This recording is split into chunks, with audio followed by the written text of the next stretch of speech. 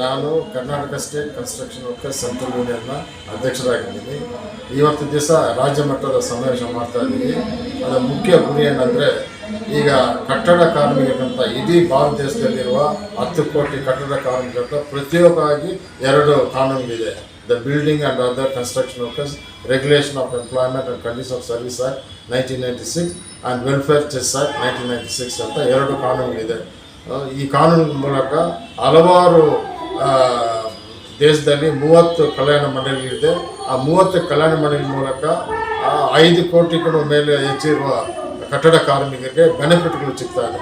ಇವತ್ತೇನಾಗಿದೆ ಅಂದರೆ, 4 ಲೇಬರ್ ಕೋರ್ಟ್ನ ಕೇಂದ್ರ ಸರ್ಕಾರ ಇಂಟ್ರೊಡ್ಯೂಸ್ ಮಾಡಿ 4 ಕಾನೂನು ಲೇಬರ್ ಕೋರ್ಟ್ನಲ್ಲಿ ನಮ್ಮ 2 ಕಾನೂನು ರದ್ದುಪಡಿಸಲಾಗಿದೆ. ಇದನ್ನು ಖಂಡಿಸಿ ನಮಗೆ ನಮ್ಮ ಕಾನೂನು ಬೇಕೇ ಬೇಕು. ನಮ್ಮ ಹಣ ಈ ಸ್ಟೇಟ್ನಲ್ಲಿ ಕಲೆಕ್ಟ್ ಆಗ್ತಿರೋ ಹಣ ಕೇಂದ್ರಕ್ಕೆ ಹೋಗಬಾರ್ದು. ಈ ಶ್ರಮ್ ಪೋರ್ಟಲ್ನಲ್ಲಿ ಅವ್ರು ಏನು ಪ್ಲ್ಯಾನ್ ಮಾಡ್ತಾ ಇದ್ದಾರೆ ಅಂದರೆ, ಈ ಶ್ರಮ್ ಪೋರ್ಟಲ್ಗೆ ವರ್ಗಾವಣೆ ಮಾಡಿ ಈ ಶ್ರಮ್ ಪೋರ್ಟಲ್ದು ಈ ದೇಶದಲ್ಲಿರುವ ಎಲ್ಲ ಅಸಂಘಟಿತ ವಲಯಗಳಲ್ಲಿ ಕೆಲಸ ಮಾಡ್ತಿರೋ ಅಸಂಘಟಿತ ಕಾರ್ಮಿಕರಿಗೆ ಸಾಮಾಜಿಕ ಭದ್ರತೆ ಕೊಡೋಣ ಅಂತ ಅವ್ರು ಪ್ಲ್ಯಾನ್ ಮಾಡ್ತಾ ಇದ್ದಾರೆ. ಇನ್ನು ನೋಟಿಫಿಕೇಶನ್ ಆಗಿಲ್ಲ. ಆ ನೋಟಿಫಿಕೇಶನ್ ಬಂದ ತಕ್ಷಣ ಈ ಹಣ, ನಮ್ಮ ಹಣ ಬಂದು ಕೇಂದ್ರ ಸರ್ಕಾರ ಹೋಗ್ತದೆ, ಬೋರ್ಡ್ ಬಂದು ಡಿಸಾಲ್ವ್ ಆಗ್ತದೆ. ಇದನ್ನು ಖಂಡಿಸಿ ನಮ್ಮ ಹಣ ನಮ್ಮ ಹತ್ರ ಇರಬೇಕು, ನಮ್ಮ ಕಾನೂನು ನಮ್ಗೆ ಬೇಕೇ ಬೇಕು ಅಂತ ಈ ಒಂದು ಸಮಾವೇಶ ನಾವು ಆರ್ಗನೈಸ್ ಮಾಡ್ತಾ ಇದ್ದೀವಿ. ಈ ಒಂದು ಮನವಿ ಪತ್ರವನ್ನು ನಾವು ನಮ್ಮ ಮಾನ್ಯ ಚೀಫ್ ಮಿನಿಸ್ಟರ್ ಕೊಟ್ಟು ನಮ್ಮ ಅಸೆಂಬ್ಲಿನಲ್ಲಿ, ಕರ್ನಾಟಕ ಅಸೆಂಬ್ಲಿನಲ್ಲಿ ಒಂದು ರೆಸಲ್ಯೂಷನ್ ಪಾಸ್ ಮಾಡಬೇಕು. ಇದಕ್ಕೆ ಪರವಾಗಿ ಒಂದು ರೆಸಲ್ಯೂಷನ್ ಪಾಸ್ ಮಾಡಬೇಕು ಅಂತ ನಾವು ನಮ್ಮ ಮಾನ್ಯ ಚೀಫ್ ಮಿನಿಸ್ಟರ್ ಕೇಳ್ಕೊಳ್ತಾ ಇದ್ದೀವಿ. ಈ ಒಂದು ಮನವಿ ಪತ್ರ ಬಂದು ನಾವು ಪ್ರೈಮ್ ಮಿನಿಸ್ಟರ್ಗೆ, ಯೂನಿಯನ್ ಲೇಬರ್ ಮಿನಿಸ್ಟರ್ಗೆ ನಾವು ಕೊಡ್ತಾ ಇದ್ವಿ. ಇದು ಬಂದು ಈ ದೇಶದಲ್ಲಿರುವ 1 ಲಕ್ಷ ಕೋಟಿ ರೂಪಾಯಿ, ಈ ಕಲ್ಯಾಣ ಮಂಡಳಿಯ ಸಂಘಟಿತವಾಗಿರುವ 1 ಲಕ್ಷ ಕೋಟಿ ರೂಪಾಯಿನೂ ಅವರು ವರ್ಗಾವಣೆ ಮಾಡೋದಕ್ಕೆ ತುಂಬ ಚಾನ್ಸ್ಗಳಿದೆ. ಇದನ್ನು ತಡೆಗಟ್ಟಬೇಕಂತಲೇ ಈ ಸಮಾವೇಶ ನಾವು ಇವತ್ತು ದಿವಸ ಮಾಡ್ತಾ ಇದ್ದೀವಿ. ಸರ್, ಅಂದರೆ ಇದು ತುಂಬ ಅನ್ಯಾಯ. ಯಾಕಂದರೆ ಹಲವಾರು ವರ್ಷಗಳು ಹೋರಾಟ ಮಾಡಿ ತಗೊಂಡು ಬರ್ತಕ್ಕ ಕಾನೂನು, ಪ್ರತಿಯೊಬ್ಬ ಕಾನೂನು ಕಟ್ಟಡ ಕಾರ್ಮಿಕರಿಗೆ, ಈ ದೇಶನ ಕಟ್ತಾ ಇರುವ ಕಟ್ಟಡ ಕಾರ್ಮಿಕರಿಗೆ ಈ ಅನ್ಯಾಯ ನಡೀಬಾರ್ದು. ಯಾಕಂದರೆ ಈ ಹಣ, ಈ ಮಂಡಳಿಗಳಲ್ಲಿ ಸಂಘಟಿಸಿದ ಹಣ ಕೇಂದ್ರ ಸರ್ಕಾರ ಬಜೆಟ್ನಿಂದ ಬರ್ತಾಗ ಹಣ ಇಲ್ಲ ರಾಜ್ಯ ಸರ್ಕಾರ ಹಣ ಇಲ್ಲ. ಇದು ನಮ್ಮ ಹಣ, ಕಟ್ಟಡ ಕಾರ್ಮಿಕರ ಹಣ. ಈ ಹಣ ಮೇಲೆ ಯಾಕೆ ಕಣ್ಣು ಹಾಕ್ತಾ ಇದ್ದೀರಾ ಅಂತ ನಾವು ನಮ್ಮ ಇದನ್ನ ಬಂದು ವ್ಯಕ್ತಪಡಿಸ್ತಾ ಇದ್ದೀವಿ. ಇದಕ್ಕೆ ಎಷ್ಟು ಸಾಕಷ್ಟು ಸಮಯವನ್ನು ವ್ಯರ್ಥ ಮಾಡಿದ್ದಾರೆ ಅಂತ ಅನಿಸ್ತಾ ಇದೆ ಒಂದು ಸಮಯದಲ್ಲಿ. ಯಾಕೆ ಅಂತ ಹೇಳಿದ್ರೆ, ನನ್ನ ಈ ಸಂಘಟನೆ ಕಟ್ಟಲಿಕ್ಕೆ ನಾವು ಸಣ್ಣ ಮಟ್ಟದಲ್ಲಿ ಅಲ್ಲಿ ತಾಲೂಕು ಲೆವೆಲಲ್ಲಿ, ಜಿಲ್ಲಾ ಮಟ್ಟದಲ್ಲಿ ಯೋಚನೆ ಮಾಡ್ತಾ ಇದ್ದೀವಿ. ಇವತ್ತು ರಾಜ್ಯ ಮಟ್ಟ ಹಾಗೂ ಅದು ಬೆಂಗಳೂರಲ್ಲಿ ಇಷ್ಟು ಜನ ಸೇರಿಸ್ಬೇಕು ಅಂದರೆ ಭಾಳಷ್ಟು ತುಂಬ ಶ್ರಮ ಪಡಬೇಕು ಅನ್ಸುತ್ತೆ. ನಾವಲ್ಲೇ ಯಾವ್ದಾದ್ರು ಒಂದು ಸಮಾವೇಶ ಮಾಡಬೇಕು, ಒಂದು ಸಣ್ಣ ಕಾರ್ಯಕ್ರಮ. ಸರ್, ನಮ್ಮ ಕಡೆ ಬರಲ್ಲ ಸರ್ ಜನ, ಸರ್ ಇವತ್ತು ಆಗಲ್ಲ ಸರ್, ಈ ದಿವಸ ಆಗಲ್ಲ, ಜನ ಸೇರಲ್ಲ ನಮ್ಮಲ್ಲಿ, ಖಂಡಿತ ತುಂಬ ತೊಂದರೆ ಇದೆ, ಒಗ್ಗಟ್ಟಾಗಲ್ಲ, ಈ ಥರ ಹೇಳ್ತಾ ಇರ್ತಾರೆ, ಉತ್ತರ ಕೊಡ್ತಾ ಇರ್ತಾರೆ. ಕಿಟ್ಟು ಅಂದ ತಕ್ಷಣ 100 ಜನ ಹೋಗಿ 200 ಜನ ಬರ್ತಾರೆ. ಕಿಟ್ ಏನಾದ್ರು ಕೊಡ್ತಾರೆ ಅಂದರೆ 500-300 ಜನ ಸೇರ್ತಾರೆ. ಆದರೆ ಒಂದು ಕಾರ್ಮಿಕ ಸಂಘಟನೆ ಬಗ್ಗೆ ಏನಾದ್ರು ಒಂದು ಕಾರ್ಯಕ್ರಮ ಮಾಡಬೇಕು ಅಂದರೆ ಯಾರು ಬರಲ್ಲ. ಇವತ್ತು ನಿಜವಾಗ್ಲೂ ನನ್ನ ಗುರುಗಳಿಗೆ ಧನ್ಯವಾದಗಳನ್ನ ನಾನು ಈ ಸಂದರ್ಭದಲ್ಲಿ ಹೇಳಲಿಕ್ಕೆ ಇಚ್ಛೆ ಪಡ್ತೀನಿ. ಇಷ್ಟೊಂದು ದೊಡ್ಡ ಮಟ್ಟದಲ್ಲಿ ಜನವನ್ನು ಸೇರಿಸಿ ಇದಕ್ಕೆ ಪೂರ್ಣ ತಯಾರಿ ನಮ್ಮ ರಾಜ್ಯದ ಸೆಕ್ರೆಟರಿಯವರಾದ ಲೀಲಾವತಿ ಮೇಡಮ್ ಅವರು ಸಾಕಷ್ಟು ಶ್ರಮವಹಿಸಿದರು. ಹಾಗೂ ನಮ್ಮ ಸಂಘದ ಪ್ರಧಾನ ಕಾರ್ಯದರ್ಶಿಗಳಾದಂಥ ಡಾಕ್ಟರ್ ರೂತ್ ಮನೋರಮ್ ಅವರಿಗೆ, ಹಾಗೂ ಹೊರ ರಾಜ್ಯದ ಬಂದಿರತಕ್ಕಂಥ ಗೀತಾ ಮೇಡಮ್ ಅವ್ರಿಗೆ, ಹಾಗೂ ಇಲ್ಲಿ ನೆರೆದಿರ್ತಕ್ಕಂಥ ಎಲ್ಲ central union, CITU, INTCU, HMS, ಇನ್ನಿತರ ಹಲವಾರು ಸಂಘಟನೆಗಳು ಇಲ್ಲಿ ಭಾಗಿಯಾಗಿದ್ದಾರೆ. ಇದು ಸಮನ್ವಯ ಸಮಿತಿ ಮಾಡಿಕೊಂಡು ನಮ್ಮ NCL ಅದರಲ್ಲಿ ಒಂದು ಭಾಗವಾಗಿದೆ. ನಾವುಗಳು NCL ಭಾಗವಾಗಿದ್ವಿ. ಹಾಗಾಗಿ ಇವ ಸಮಾವೇಶಕ್ಕೆ ಎಲ್ಲ ಟ್ರೇಡ್ ಯೂನಿಯನ್ಗಳು ಆಗಮಿಸಿದ್ದಾರೆ ಅಂದರೆ ತಪ್ಪಾಗಲ್ಲ. ಯಾಕೆ ಅಂತ ಹೇಳಿದ್ರೆ, ಇವತ್ತು ಬೆಂಗಳೂರಲ್ಲಿ ಏನೇ ಹೋರಾಟ ಮಾಡಿದ್ರು ಇವರ ಮುಂದಾಳತ್ವದಲ್ಲಿ ನಡೀತಾ ಇದೆ. ನಾವು ಕಳೆದ 5ನೇ ತಾರೀಕು ಆಗಸ್ಟಲ್ಲಿ ಜಿಲ್ಲಾ ಮಟ್ಟದಿಂದ ಬಂದಿದ್ದು, ಆವಾಗ ನಾವು ಫ್ರೀಡಮ್ ಪಾರ್ಕಲ್ಲಿ ಭಾಗವಹಿಸಿದ್ದೀವಿ. ಹಾಗೆ ಅವ್ರು ಕರೆದಂಥ ಎಲ್ಲ ಸಮಾವೇಶಗಳಿಗೆ ಹೋರಾಟಗಳಿಗೆ ನಾವು ಜಿಲ್ಲೆಗಳಿಂದ ಬರ್ತಾ ಇದ್ವಿ. ಬಂಧುಗಳೇ, ನಾವುಗಳು ಇವತ್ತಿನ ದಿನ ಕಾರ್ಮಿಕರಾಗಿ ಜಿಲ್ಲೆಗಳಲ್ಲಿ ತಾಲೂಕುಗಳಲ್ಲಿ ದುಡಿತಾ ಇದ್ದೀವಿ.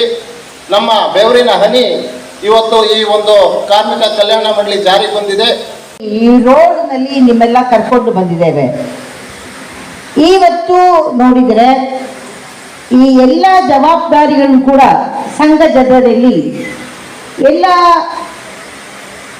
ನಾಯಕರುಗಳು ತಕ್ಕೊಂಡಿರೋದು ಅಂತ ಹೇಳಿದರೆ ಅದು ಕಾರ್ಮಿಕರದ್ದು ರಕ್ತ ಅಂತ ಅರ್ಥ ಆಯ್ತಾ. ನಾವು ಸಂಘಟನೆಗಳೇ ನಾವು ಹೇಗೆ ಕಟ್ಟಿದ್ದೇವೆ ಅಂತ ಹೇಳಿದರೆ ನಮ್ಮ with our blood, with our tears, with our ಬೇರೆ ಅಂತ ಹೇಳ್ತಾ ಇದೀವಲ್ಲ, ಅದ ಮೇಲೆ ಕಟ್ಟಿದ್ದೇವೆ ನಾವು. ಯಾರು ನಾವು ಎ ಸಿನಲ್ಲಿ ಕೂತ್ಕೊಂಡು ಕೆಲಸ ಮಾಡುವ ವ್ಯಕ್ತಿಗಳಲ್ಲ. ನಾವು ರೋಡಿನಲ್ಲಿ, ಬಿಸಿಲಿನಲ್ಲಿ, ಮಳೆಯಲ್ಲಿ ನಿಂತು ಇಷ್ಟು ದೊಡ್ಡ ದೊಡ್ಡ ಏನು ನಾವು ಹಾಲ್ಗಳು, ಡ್ಯಾಮ್ಗಳು, ದೇಶಗಳು, ಲೆಜಿಸ್ಲೇಟಿವ್ ಹೌಸಸ್ಸು, ಪಾರ್ಲಿಮೆಂಟ್ ಎಲ್ಲ ಕಟ್ಟಿದ್ದೇವೆ. ಹೊಸ ಪಾರ್ಲಿಮೆಂಟ್ ಬೇರೆ ಕಟ್ಟಿದ್ದಾರೆ. ಹೊಸ ಪಾರ್ಲಿಮೆಂಟ್ ಕಟ್ಟಿದ ತುಂಬ ದೊಡ್ಡ ವ್ಯಕ್ತಿ ಅವ್ರಿಗೆ ಏನು ಈ ಕಾನೂನೆಲ್ಲ ಡಾಕ್ಟರ್ BR ಅಂಬೇಡ್ಕರ್ ಮಾಡಿರುವ ಕಾನೂನುಗಳ ತೆಗೆದುಬಿಟ್ಟು ಚಕ್ಕದಾಗಿ ಒಂದು 4 ಕೋಡ್ಗಳು ಮಾಡಿ ಅದರಲ್ಲಿ ಎಲ್ಲ ಕಾಟ್ಪಟ್ಟಿ ಕೆಳಗಡೆ ಹಾಕಬೇಕಂತ ಅವನು ಯೋಚನೆ ಮಾಡಿದ್ದಾರೆ. ಅರ್ಥ ಆಗುತ್ತದಾ? ಇದೆಲ್ಲ ಒಂದು ಏನು ಇನ್ನಸೆಂಟ್ ಆಗಿ ಇಗ್ನೋರೆಂಟ್ ಆಗಿ ಮಾಡಿರೋದಲ್ಲ. ಇದೆಲ್ಲ ತುಂಬ ಪ್ಲಾನ್ ಮಾಡಿ ಆರ್ಗನೈಸ್ಡ್ ಆಗಿ ಮಾಡಿರುವ ಕ್ರೈಮ್ಗಳಿದೆಲ್ಲ. ಮಾಡಿರುವ ತುಂಬ ಕೆಲಸಗಳಲ್ಲಿ ಒಂದು ದೊಡ್ಡ ಕೆಲಸ ಏನಂತ ಹೇಳಿದರೆ, ನಮ್ಮ ಈ ಟ್ರೈಪಾರ್ಟ್ ಬೋರ್ಡ್ ಅಂತ ಹೇಳುವ ಲೇಬರ್ ILC ಅಂದರೆ ಇಂಗ್ಲಿಷಿನಲ್ಲಿ ಕೂಡ ಈ ಕಾನೂನುಗಳನ್ನ ಚೇಂಜ್ ಮಾಡಬೇಕು ಅಂತ ಅವರು ನಿರ್ಧಾರನೇ ತಗೊಂಡಿಲ್ಲ, ಡಿಸ್ಕಸ್ ಮಾಡಿಲ್ಲ.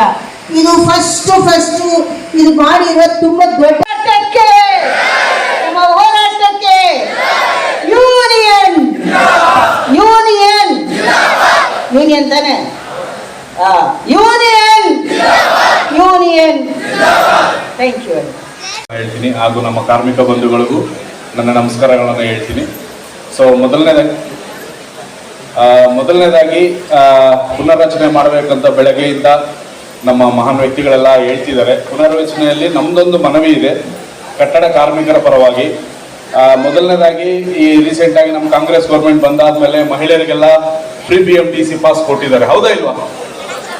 ಮತ್ತೆ ಇಲ್ಲಿ ಬಂದಿರೋ ಪುರುಷ ಕಟ್ಟಡ ಕಾರ್ಮಿಕರು ಫ್ರೀಯಾಗಿ ಬಂದಿದ್ದೀರಾ? ಇದೇ ಲೇಬರ್ ಬೋರ್ಡ್ ನಮಗೆ ಫ್ರೀಯಾಗಿ ಕೊಡ್ತಾ ಇತ್ತು. ಒಂದು ಮಗುಗೆ ಕಾಮನ್ ಆಗಿ ಈ ನಡುವೆ ನಮ್ಮ ಮಹಾಂತೇಶ್ ಸಾಹೇಬರಿಗೆ ಚೆನ್ನಾಗಿ ಗೊತ್ತು, ಇಲ್ಲಿರೋ ಗಂಡು ವ್ಯಕ್ತಿಗೆ ಎಲ್ಲರಿಗೂ ಚೆನ್ನಾಗಿ ಗೊತ್ತು. 1 ರಿಂದ 5ನೇ ಕ್ಲಾಸ್ ಮಗು ಓದ್ತಾ ಇರುವಂತ ಮಗುಗೆ ಸಿಗೋದೆಷ್ಟು ಗೊತ್ತಾ? 1000 ರೂಪಾಯಿ. ಎಷ್ಟು? 1000 ರೂಪಾಯಿಗೆ 6 ಡಾಕ್ಯುಮೆಂಟ್ ತಗೊಂಡ್ಬಂದು ನಿಮ್ಗೆ ಕೊಟ್ಟು ಅಪ್ಲಿಕೇಶನ್ ಹಾಕಿದ ಮೇಲೆ 6 ತಿಂಗಳು ವೇಟ್ ಮಾಡಿದ್ರೆ 1000 ರೂಪಾಯಿ ನಿಮ್ಗೆ ಬರ್ತದೆ. ಅವತ್ತು ಕೂಡ ನಿಮ್ಮ ಬ್ಯಾಂಕ್ ಅಕೌಂಟು ಆಧಾರ್ ಕಾರ್ಡ್ಗೆ ಜೋಡಣೆ ಆಗಿದ್ದು DBTL ಬಂದ್ರೆ ನೀವು ಬಂದಂಗೆ, ಇಲ್ಲ ಅಂದ್ರೆ ಇಲ್ಲ. ಆದ್ರೆ ಈ ರೀಸೆಂಟ್ ಆಗಿ 1 ತಿಂಗಳಿಂದ ಕಿಟ್ಗಳು ಕೊಡ್ತಾ ಇದಾರೆ. ಈ ಲೆವೆಲ್ಗೆ ಏನಾದ್ರೂ ವೆರಿಫಿಕೇಶನ್ ಇದೆಯಾ? ಎಷ್ಟು ಕಿಟ್ಟಿನ ರೇಟು? ಒಂದು 2000 ಮೇಲೆ ಅಂತೂ ಇದ್ದೇ ಇರ್ತದೆ. 2000 ರೂಪಾಯಿ ಕಿಟ್ ಕೊಡಕ್ಕೆ ಆಧಾರ್ ಕಾರ್ಡು, ಲೇಬರ್ ಕಾರ್ಡ್ ಎತ್ಕೊಂಡ್ಬಂದು ನಿಂತ್ಕೊಂಡ್ರೆ 2 ನಿಮಿಷದಲ್ಲಿ ಕಿಟ್ ಕೊಡ್ತಾ ಇದ್ರೆ, ಅದೇ ರೀತಿ ಒಬ್ಬ ಮಗುಗೆ ಸ್ಕಾಲರ್ಶಿಪ್ ಅಪ್ಲಿಕೇಶನ್ ಹಾಕ್ಬೇಕಂದ್ರೆ ಯಾಕೆ ಇಷ್ಟೊಂದು ಧೋರಣೆ ಮಾಡ್ತಾ ಇರೋದು? ಅಂದ್ರೆ ನಿಮ್ ಇಡನ ಅಜೆಂಡಾ ಏನಂದ್ರೆ ನಾಳೆ ಬೆಳಗ್ಗೆ ಕಟ್ಟಡ ಕಾರ್ಮಿಕರ ಮಕ್ಕಳು ಕಟ್ಟಡ ಕಾರ್ಮಿಕರೇ ಆಗ್ಬೇಕು, ಅವ್ರು ಉದ್ಧಾರ ಆಗೋದು ಬೇಡ. ಅವ್ರಿಗೆ ಸ್ಕಾಲರ್ಶಿಪ್ ಚೆನ್ನಾಗಿ ಕೊಟ್ರೆ ಅವ್ರು ಓದಿ ಏನಾದ್ರು ಉದ್ಧಾರ ಆಗ್ತಾರೆ. ಆಮೇಲೆ ಈ ಕೆಲಸಗಳು, ಕೂಲಿ ಕೆಲಸಗಳು ಮಾಡೋರು ಯಾರು?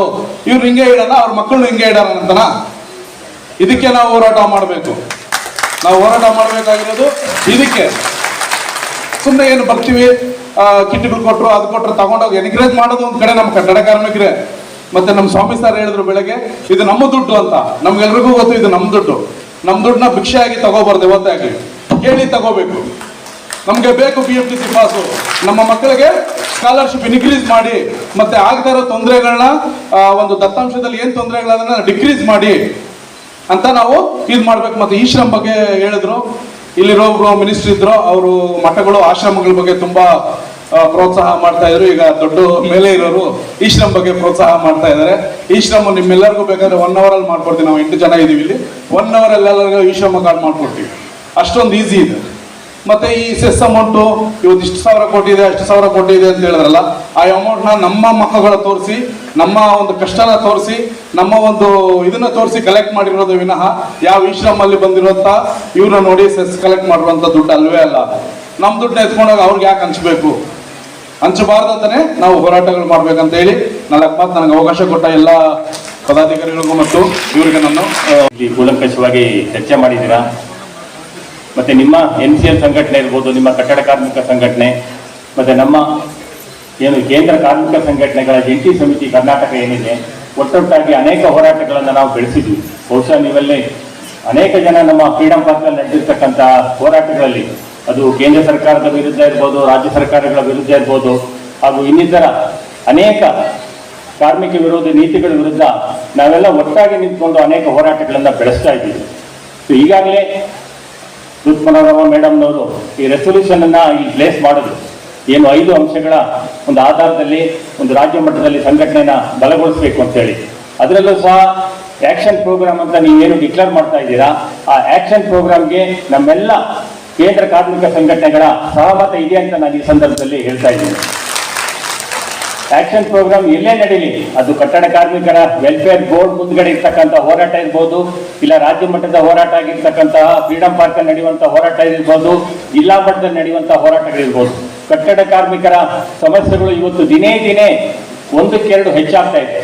ಏನು ಆ ಒಂದು ಬೋರ್ಡ್ ಅಲ್ಲಿ ಇದ್ದಿರ್ತಕ್ಕಂಥ ಸೌಲಭ್ಯಗಳೇನಿದೆ ಅದನ್ನ ಅನೇಕ ಸರ್ಕಾರಗಳು ಸಹ ದಿನೇ ದಿನೇ ಕಡಿಮೆ ಮಾಡ್ತಾ ಇದ್ದಾರೆ. ಅದನ್ನ ಹೆಚ್ಚಿಗೆ ಮಾಡಬೇಕಾಗಿತ್ತು. ಸೆಸ್ ಅನ್ನ ಕಲೆಕ್ಟ್ ಮಾಡಬೇಕು, ಲಕ್ಷಾಂತರ ಕೋಟಿ ರೂಪಾಯಿಯನ್ನ ಕಲೆಕ್ಟ್ ಮಾಡಿ ಬೇರೆ ಬೇರೆ ಬಿಲ್ಡರ್ಸ್ಗಳಿಂದ ವಸೂಲಿ ಮಾಡಬೇಕಾಗಿದ್ದು, ಅದು ಸಹ ನ್ಯೂನತೆಗಳಿದೆ. ಅದನ್ನ ಸಂಗ್ರಹಿಸಬೇಕು ಮತ್ತು ಫಲಾನುಭವಿಗಳಿಗೆ ಅದನ್ನು ಕೊಡಬೇಕು ಅಂತ ನಾವು ಈ ಸಂದರ್ಭದಲ್ಲಿ ಕೇಳ್ತಾ ಇದ್ದೀವಿ.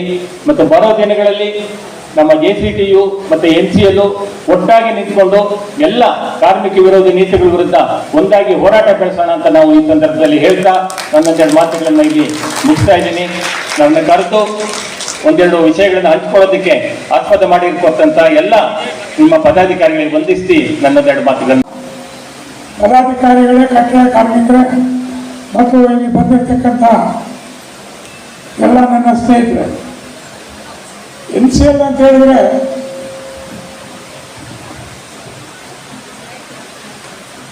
ನಮ್ಮ MP ಸ್ವಾಮಿ ಅವರು ಫಸ್ಟು ಕನ್ಸ್ಟ್ರಕ್ಷನ್ ವೆಲ್ಫೇರ್ ಬೋರ್ಡ್ಗೆ ಮೆಂಬರ್ ಆಗಿದ್ರು. ಮೆಂಬರ್ ಆಗಿರುವಾಗ ಅಷ್ಟು ಪರಿಚಯ ಇರಲಿಲ್ಲ.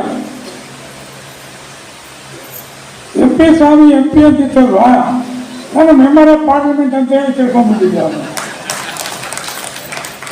ಆಮೇಲೆ ಗೊತ್ತಾಯಿತು ಅವರ ಇನ್ಶಿಯಲ್ ಅಂತ. ಬಟ್ ಇವತ್ತು ಕೂಡ ಅವ್ರನ್ನ ನಾನು ಅನ್ಕೊಳ್ಳೋದು ಅವ್ರು MP ಅಂತಲ್ಲ.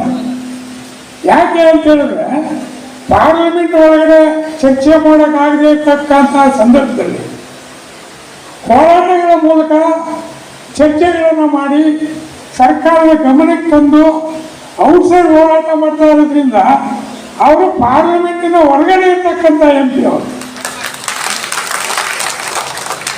ಮತ್ತು ನಮ್ಮ ರೂಪ್ ಮನೋರಮ ಅವರು ಅಲ್ಲಿ MP ಎಲೆಕ್ಷನ್ ನಿಂತಿದ್ರು, ನಮ್ಮೂರಿಗೂ ಬಂದಿದ್ದರು.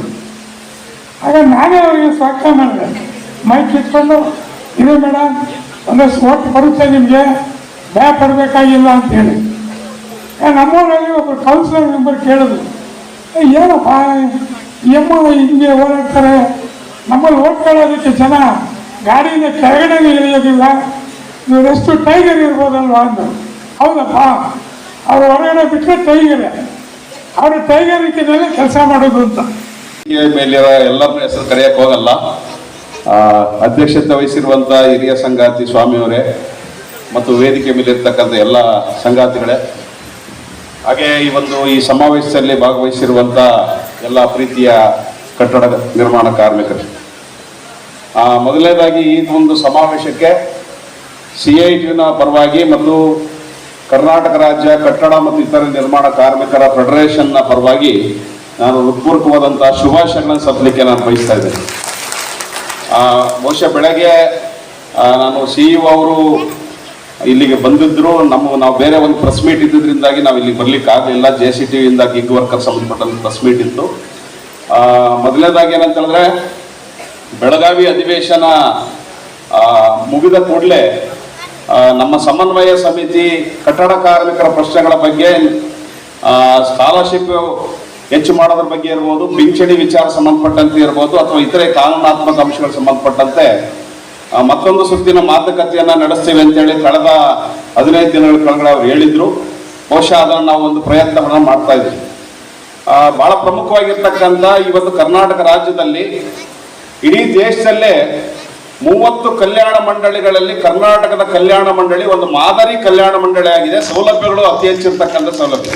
ರಾಜ್ಯ ಅಧ್ಯಕ್ಷರು, ಆಮೇಲೆ ಎಲ್ಲ ನಮ್ಮವರಿಗೆ, ಎಲ್ಲ ನಾಯಕರಿಗೆ, ನಮ್ಮ ಕಾರ್ಮಿಕ ಬಂಧುವರಿಗೆ ಎಲ್ಲರಿಗೆ ನಮಸ್ಕಾರ ಹೇಳ್ತಾ,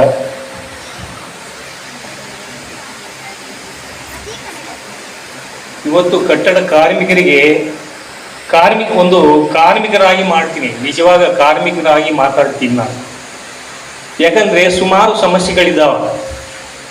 ಸರ್ಕಾರಿ ಆಫೀಸ್ಗಳಲ್ಲಿ ಅಧಿಕಾರಿಗಳು ಮಾಡೋದು ನಮ್ಮ ಸೇವೆ ಅಲ್ಲ, ನಿಜವಾಗ ಕಾರ್ಮಿಕರ ಸೇವೆ ಮಾಡೋದು ಒಂದು ಯೂನಿಯನ್ ಅಷ್ಟೇ. ಕಾರ್ಮಿಕರ ಸೇವೆ ಮಾಡೋದು ಯೂನಿಯನ್, ಬಟ್ ಅವರು ಕಾರ್ಯದರ್ಶಿ ಅಧಿಕಾರಿಗಳು ಮಾಡೋದು ಅವರು ದುಡ್ಡಕ್ಕಾಗಿ ಮಾಡ್ತಾರೆ. ಇವತ್ತು ಮನೆ ಕಟ್ತೀವಂತಾರ, ಮನೆ ನಮ್ಮ ಸಲುವಾಗಿ ಕಟ್ಟೋದಲ್ಲ, ಅವರ ದುಡ್ಡು ಕಮಿಷನ್ಕಾಗಿ ಕಟ್ತಾರ. ಬಟ್ ನಾವು ಹೇಳೋದು ಮನೆ ಅದಕ್ಕನ್ನ ಮುಂಚು ಅದರಲ್ಲಿ ಲೇಬರ್ ಕಾರ್ಡ್ ಕೇಳ್ತಾರ ಹೊರತು ಅವನು ಕಾರ್ಮಿಕರ ಅಲ್ಲ ಅಂತ ಕೇಳಲ್ಲ. ಲೇಬರ್ ಕಾರ್ಡ್ ಇದ್ರೆ ಮನೆ ಕಟ್ತಾರ. ಈಗ ರಾಯಚೂರಲ್ಲಿ ಸುಮಾರು ಜನ ಕಾರ್ಡುಗಳು ಇಮಿಡಿಯೇಟ್ಲಿ ಕಾರ್ಡ್ ಮಾಡಿಸ್ಕೊಂತಾರ.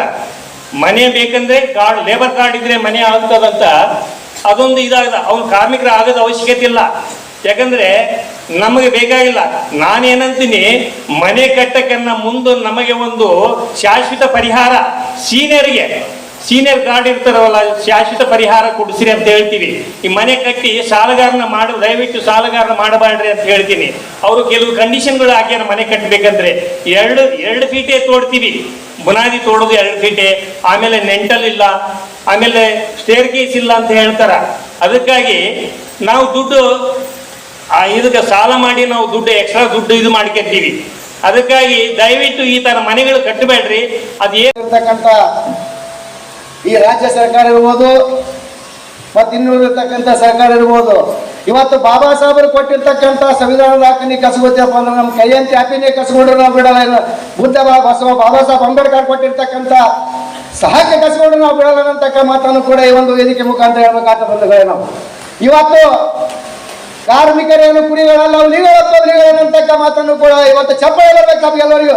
ಯಾಕಂತ ಕೇಳಿದ್ರೆ ಇವತ್ತು ಕಾರ್ಮಿಕ ಕಟ್ಟಿರ್ತಕ್ಕಂಥ ಒಂದೊಂದು ಬಿಲ್ಡಿಂಗ್ ಆಗಿರ್ತಕ್ಕಂಥ ಎಲ್ಲ ಪ್ರತಿಯೊಬ್ಬನು ನೆನಪು ಮಾಡ್ಕೋಬೇಕು. ನಮ್ಮ ಶ್ರಮದಿಂದ ಎಷ್ಟು ಕಷ್ಟಪಡ್ತೀವಿ, ಒಂದೊಂದು ಮುಂದೆ ಹದಿಹದಿಯಿಂದ ಎಷ್ಟು ಕಷ್ಟಪಡ್ತೀರಪ್ಪ ಅಂತಂದ್ರೆ ಮನೆ ಕಟ್ಟಿ ಕೊಡ್ತೀವಿ. ಇವತ್ತು ಪ್ರಧಾನಮಂತ್ರಿ ಇರ್ಬೋದು, ಇವತ್ತು ರಾಜ್ಯದ ಮುಖ್ಯಮಂತ್ರಿ ಇರ್ಬೋದು, ಇವತ್ತು ಗ್ರಾಮ ಪಂಚಾಯತಿ ಸದಸ್ಯರಿರ್ತಾರಪ್ಪ ಅಂತಂದ್ರ ಪ್ರಧಾನಮಂತ್ರಿ ಅವರಿಗೆ ಆ ಥರದ್ದು ಡಾಕ್ಟರ್ ಬಾಬಾ ಸಾಹೇಬ್ ಭೀಮರಾವ್ ಕೊಟ್ಟಿರ್ತಕ್ಕಂಥ ಸಂವಿಧಾನದ ಹಕ್ಕನಿಗೆ ಹೊರತಾಗಿ ಇದು ಯಾರು ಕೊಟ್ಟಿರ್ತಕ್ಕಂಥ ಹಕ್ಕನಿಗಲ್ಲ ಅಂತಕ್ಕ ಮಾತುಗಳನ್ನು ಹೇಳ್ಬೇಕಾಗ್ತದೆ ಬಂಧುಗಳೇ. ಇವತ್ತು ನನಗೆ ಹೆಚ್ಚಿನ ಸಮಯ ತಗೋಲ್ಲ, ಯಾಕಂತ ಕೇಳ ನಾನು ಆದಷ್ಟು ಹೆಚ್ಚಿನ ಎಜುಕೇಶನ್ ಮನುಷ್ಯ ಅಲ್ಲ.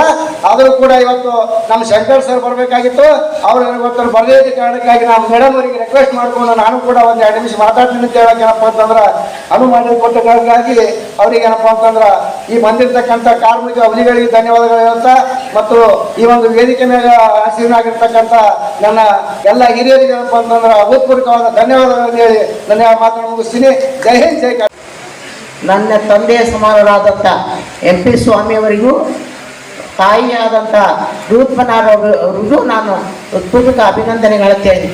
ಯಾಕಂದರೆ ನಾ ಎಲ್ಲೋ ಇದ್ದೆ, ಅವರು ನನ್ನ ಈ ಒಂದು ಸ್ಥಾನಕ್ಕೆ ಕರ್ಕೊಂಬಂದಾರಂದ್ರೆ ಅವ್ರಿಗೆ ಮದುವೆ ಕೃತಜ್ಞತೆಗಳು ಹೇಳ್ತೀನಿ.